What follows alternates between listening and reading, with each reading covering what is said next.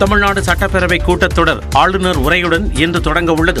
ஆண்டின் முதல் கூட்டத்தொடர் ஆளுநர் உரையுடன் தொடங்குவது மரபு என்பதால் இன்று காலை 9:30 மணிக்கு சட்டப்பேரவையில் ஆளுநர் உரை நிகழ்த்தவுள்ளார். 2023 ஆண்டில் ஆளுநர் உரைக்கு பின்னர் RN ரவி பாதியில் வெளியேறியது விவாதமான நிலையில் கடந்த ஆண்டு ஆளுநர் உரையை முழுமையாக படிக்காமல் 4 நிமிடங்களில் முடித்தார்.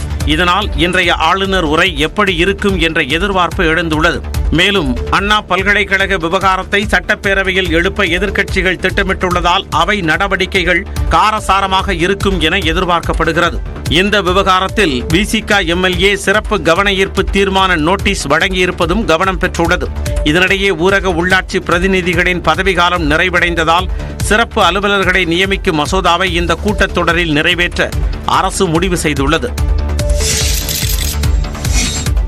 சிந்துவெளி எழுத்து வடிவ நாகரிகம் குறித்து விளக்கமளிக்கும் நபருக்கு 8.5 கோடி ரூபாய் பரிசு வழங்கப்படும் என்று முதலமைச்சர் மு.க. ஸ்டாலின் அறிவித்துள்ளார். சிந்துவெளி பண்பாட்டு கண்டுபிடிப்பு நூற்றாண்டு நிறைவு விழாவை ஒட்டி சென்னை எழும்பூர் அரசு அருங்காட்சியகத்தில் 3 நாட்கள் நடைபெறும் பன்னாட்டு கருத்தரங்கை முதலமைச்சர் மு.க. ஸ்டாலின் தொடங்கி வைத்தார்.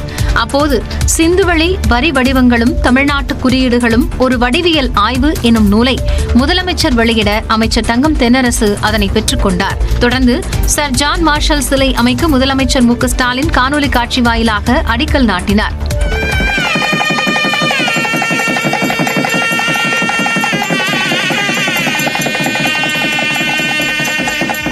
இந்த நிகழ்ச்சியில் பேசிய முதலமைச்சர் சிந்துவெளி எழுத்து வடிவ நாகரிகம் குறித்து விளக்கம் அளிப்பவர்களுக்கு 8.5 கோடி ரூபாய் பரிசாக வழங்கப்படும் என்றார். சிந்துவெளி புதிருக்கான உரிய விடையை கண்டுபிடிச்சு சிந்துவெளி எழுத்து முறையை தெளிவா புரிஞ்சிக்க உதவும் வழிவகைய தொல்லியல் அறிஞர்கள் இருக்கும்படி வெளிக்கொணரும் நபர்கள் அல்லது அமைப்புக்கு $1 மில்லியன் பரிசாக வழங்கப்படும் என்ற முத்தான முதல் அறிவிப்பு.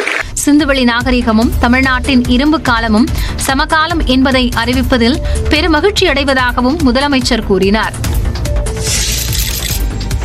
சிந்துவெளி நாகரிகத்தில் உள்ள குறியீடுகளும் கீழடியில் கிடைக்கும் குறியீடுகளும் 60% ஒத்துப்போவதாக முதலமைச்சர் மு.க. ஸ்டாலின் தெரிவித்துள்ளார். சிந்துவெளி பண்பாட்டு கண்டுபிடிப்பு நூற்றாண்டு நிறைவு விழாவையொட்டி சென்னை எழும்பூர் அரசு அருங்காட்சியகத்தில் நடைபெற்ற பன்னாட்டு கருத்தரங்கின் தொடக்க விழாவில் முதலமைச்சர் உரையாற்றினார். அப்போது இந்திய துணைக்கண்டத்தின் வரலாற்றை இனி தமிழை தவிர்த்து எழுத முடியாது என்று உறுதிபட தெரிவித்தார்.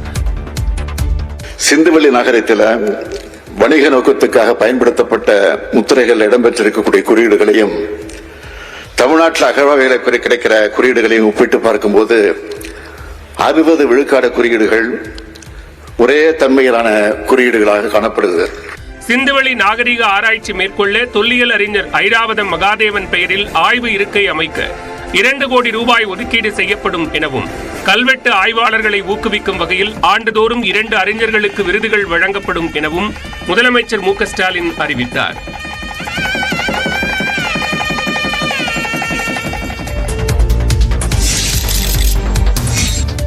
சென்னையில் அரசு விழாவின் போது கருப்பு நிற துப்பட்டாவை வாங்கி வைத்தது குறித்து காவல்துறை விளக்கமளித்துள்ளது. எழும்பூர் அருங்காட்சியகத்தில் சிந்துவெளி பண்பாட்டு கண்டுபிடிப்பின் நூற்றாண்டு நிறைவு பன்னாட்டு கருத்தரங்கு நடைபெற்றது. அப்போது பாதுகாப்பு பணியில் இருந்த காவலர்கள் கருப்பு நிற துப்பட்டா அணிந்து வந்த மாணவிகளிடம் அதை வாங்கி வைத்துக் கொண்டு உள்ளே அனுமதித்ததாக தெரிகிறது. இதற்கு தமிழக பாஜக மாநில தலைவர் அண்ணாமலை, தமிழிசை உள்ளிட்டோர் எதிர்ப்பு தெரிவித்தனர். இதுகுறித்து விளக்கமளித்துள்ள காவல்துறை அறிக்கை ஒன்றை வெளியிட்டுள்ளது. அதில் அரசு நிகழ்வின் போது பணியில் இருந்த காவலர்கள் தேவைக்கு அதிகமான எச்சரிக்கையுடன் செயல்பட்டதாகவும் இனி அவ்வாறு நிகழா வண்ணம் இருப்பதற்கு சென்னை காவல் பிரிவிற்கு தகுந்த அறிவுரைகள் வழங்கப்பட்டுள்ளதாகவும் தெரிவித்துள்ளது. மார்க்சிஸ்ட் கம்யூனிஸ்ட் கட்சியின் புதிய மாநில செயலாளராக பே. சண்முகம் தேர்வு செய்யப்பட்டதை அடுத்து கே. பாலகிருஷ்ணன் மத்திய குழு உறுப்பினராக நீடிக்கிறார். மார்க்சிஸ்ட் கம்யூனிஸ்ட் கட்சியின் மாநில செயலாளராக பே. சண்முகம் தேர்வு செய்யப்பட்டுள்ளார். மார்க்சிஸ்ட் கம்யூனிஸ்ட் கட்சியின் 24வது மாநில மாநாடு கடந்த 3ஆம் தேதி விழுப்புரத்தில் துவங்கியது. இக்கூட்டத்தில் அக்கட்சியின் அரசியல் தலைமைக்குழு ஒருங்கிணைப்பாளர் பிரகாஷ் கரத் உள்ளிட்ட 80 நிர்வாகிகள் கலந்து கொண்டனர். மாநாட்டின் நிறைவு நாளான ஞாயிற்றுக்கிழமை அன்று புதிய மாநில குழு மற்றும் அகில இந்திய மாநாட்டு பிரதிநிதிகளும் தேர்ந்தெடுக்கப்பட்டனர். அதன்படி மார்க்சிஸ்ட் கம்யூனிஸ்ட் கட்சியின் புதிய மாநில செயலாளராக பே. சண்முகம் தேர்வு செய்யப்பட்டார். கே. பாலகிருஷ்ணன் மத்திய குழு உறுப்பினராக நீடிப்பார் எனவும் தெரிவிக்கப்பட்டுள்ளது. மாநில குழுவில் இருந்து 13 பேர் விடுவிக்கப்பட்டுள்ளனர். மார்க்சிஸ்ட் கட்சியின் புதிய மாநில செயலாளராக தேர்வு செய்யப்பட்ட நிலையில் திமுகவின் வெளிச்சத்தில் தங்களது கட்சி இல்லை என்று பே. சண்முகம் கருத்து தெரிவித்துள்ளார். விழுப்புரத்தில் செய்தியாளர்களுக்கு பேட்டியளித்த அவர், மார்க்சிஸ்ட் தனித்தன்மையுடன் இயங்கும் கட்சி என்றார். இவங்களால தான் எங்களுக்கு வெளிச்சம் கிடைக்குது என்பதெல்லாம் ரொம்ப அதீதமான வார்த்தை. நிச்சயமாக மார்க்சிஸ்ட் கம்யூனிஸ்ட் கட்சி தன்னுடைய பலத்திற்கேற்ப மக்கள் நலன் சார்ந்த பிரச்சனைகளில் சமரசமற்ற போராட்டத்தை நாங்கள் நடத்துவதன் மூலமாகத்தான் தமிழகத்தில் மார்க்சிஸ்ட் கம்யூனிஸ்ட் கட்சி மக்கள் மத்தியிலே செல்வாக்கு பெற்ற கட்சியாக இருக்கிறது தவிர ஏதோ திமுகவுடைய வெளிச்சத்திலே தான் மார்க்சிஸ்ட் கம்யூனிஸ்ட் கட்சியை செயல்பட்டுக் கொண்டிருக்கிறது என்கிற முறையில் திமுக தலைமை சொல்வது என்பது பொருத்தமல்ல. இதனைத் தொடர்ந்து நியூஸ் 18 தமிழ்நாடு தொலைக்காட்சிக்கு பேட்டியளித்த அவர், திமுக தலைமையை சந்தித்து தங்களுக்குள் இருக்கும் பிரச்சனை குறித்து விவாதிப்போம் என்றார். இல்ல முரண்பாடெல்லாம் இல்ல, புரிதல் இருக்கிற பிரச்சனை தான். அவர்களுக்கு புரிய வைப்பதற்கு நாங்கள் நேரடியாக திமுக தலைமையை சந்தித்து நிச்சயமாக எந்த சூழ்நிலையில் நாங்கள் அந்த மாதிரியான ஒரு முடிவுக்கு வர வேண்டியது, அந்த மாதிரி பேச வேண்டியது, அரசின் அணுகுமுறையில் காவல்துறையினுடைய அணுகுமுறையில் எப்படிப்பட்ட சட்டவிரோத ஜனநாயக விரோதமான ஒரு நிலைப்பாடு இருக்குது, எந்த சூழ்நிலையில் நாங்கள் இந்த ஜனநாயக உரிமைகளை பாதுகாப்பதற்கான முறையில் எங்களுடைய அணுகுமுறை இருக்கும், அதை அவங்கள்ட்ட உரிய முறையில் விளக்குவோம். முன்னதாக பேசிய பே. சண்முகம் கே. பாலகிருஷ்ணனை விமர்சித்து முரசொலி பத்திரிகை வெளியிட்டுள்ள கட்டுரை பொருத்தமற்றது எனவும் தெரிவித்தார். திமுகவுக்கு கூட்டணி வைத்துத்தான் ஆக வேண்டும் என்கின்ற கட்டாயம் இருப்பதாக மார்க்சிஸ்ட் மத்திய குழு உறுப்பினர் கே. பாலகிருஷ்ணன் தெரிவித்தார். மார்க்சிஸ்ட் மாநில செயலாளர் பதவிக்காலம் முடியும் தருவாயில் கே. பாலகிருஷ்ணன் திமுக அரசின் செயல்பாடுகளை கண்டித்து அறிக்கை விட்டதுடன் பேசியும் வந்தார். இதனால் திமுக கூட்டணியில் சலசலப்பு ஏற்பட்டது. இதனைத் தொடர்ந்து கே. பாலகிருஷ்ணனை கண்டித்து முரசொலியில் கட்டுரை வெளியிடப்பட்டது. இந்த நிலையில் மார்க்சிஸ்ட் கம்யூனிஸ்ட் கட்சியின் மாநில செயலாளர் பொறுப்புக்கு பே. சண்முகம் தேர்வு செய்யப்பட்டுள்ள நிலையில் விழுப்புரம் மாநாட்டில் பேசிய கே. பாலகிருஷ்ணன் அடுத்தவர்களுக்கு வழிவிட வேண்டும் என்கின்ற அடிப்படையில் பதவியில் நீடிக்காமல் விலகியதாக கூறினார்.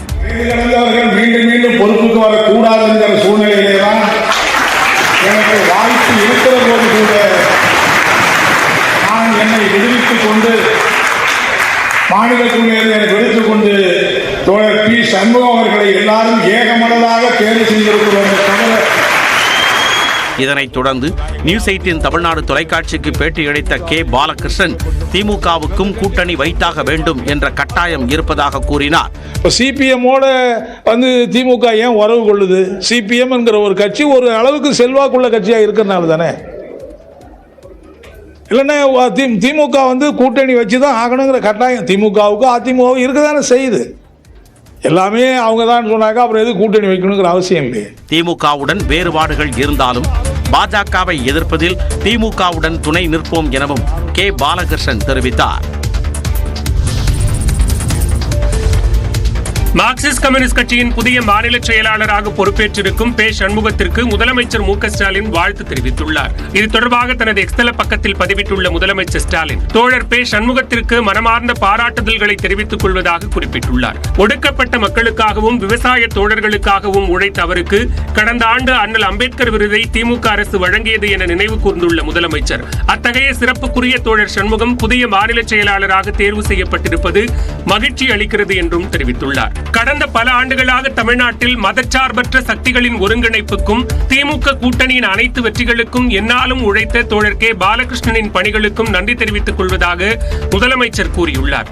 மாநில செயலாளர் பொறுப்பிலிருந்து விடைபெற்றிருந்தாலும் மக்கள் பணிக்கு விடை கொடுக்காமல் நாளும் உழைப்பவர் பாலகிருஷ்ணன் என்பதை நாடறியும் என்றும் இரு தோழர்களும் தங்களது பணியை தொய்வின்றி தொடர வாழ்த்துவதாகவும் முதலமைச்சர் கூறியுள்ளார்.